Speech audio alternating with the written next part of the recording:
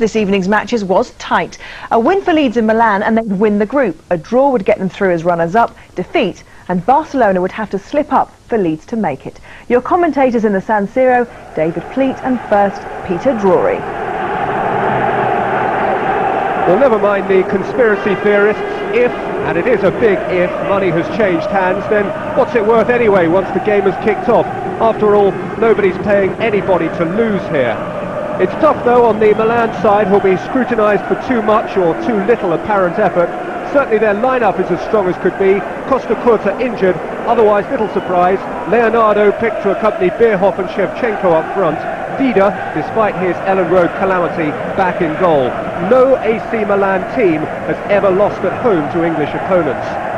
No Leeds team has ever won in Italy, and this one's chances of doing so are significantly reduced by the injuries to which it's become routine to refer. At least with Jonathan Woodgate now out, Lucas Radeby returns, though neither he nor Mills is entirely fit. Dominic Matteo returns to midfield. The referee won't be a stranger to you. Deep breath, it's Kim Milton-Nielsen. 1 point. One single solitary point. Perhaps one of the two hijacked by Rivaldo at Ellen Road a fortnight back. Leeds need a draw. David Pleat, are they up to it? Well, I just hope they don't get caught between two stools this evening. They mustn't sit too deep and defend on the back foot, because eventually there's a good chance they'll crack. They've got to try and play their normal game, but play it with that little bit of restraint. You're asking a lot of a relatively inexperienced team. All our hopes are with them. It's going to be very fascinating, particularly the first half hour.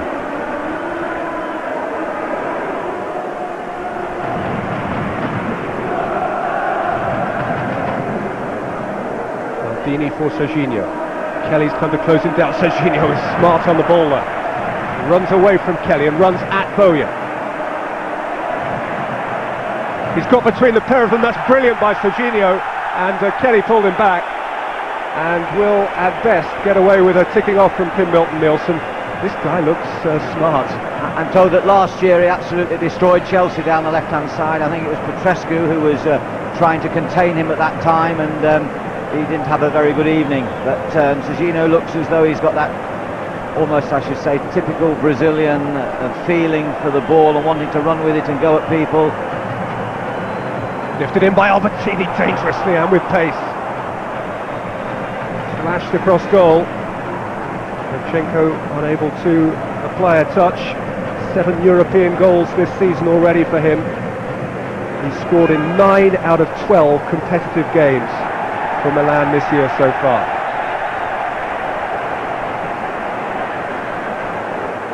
Well, I don't think he was aiming for goal. I think he was aiming and hoping that a colleague would get the merest of touches. Here's Olivier Dacour. Caught in possession by Gattuso. Hearts in a terribly tight cul-de-sac there, and there wasn't even enough space for a three-point turn. Albertini's taken the throw in quickly. Bierhoff's onto it. Oh, the back header by Hart was not his best idea. Well, it would have been a brilliant reaction from Bierhoff if that ball would have spiralled over Robinson. But it came after a little bit of edgy play on the left. Hart conceding a throw-in after clever shielding by Leonardo on that side. Here we see the header go back.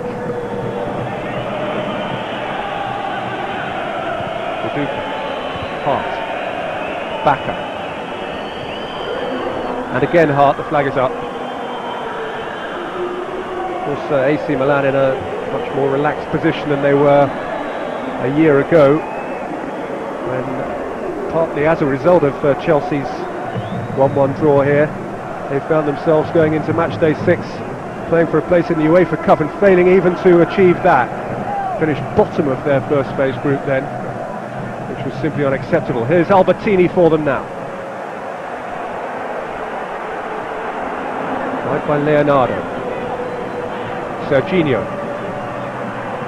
And back from Bierhoff. And Serginho again. And Kelly challenged. It was hands. It's a penalty.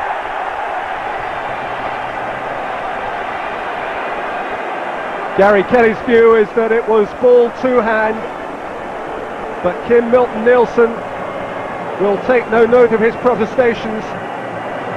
Well, he was so close, he was terribly unlucky, but Kim Nielsen made a point that he raised that left elbow, and when the ball struck his hand, it was his right hand actually,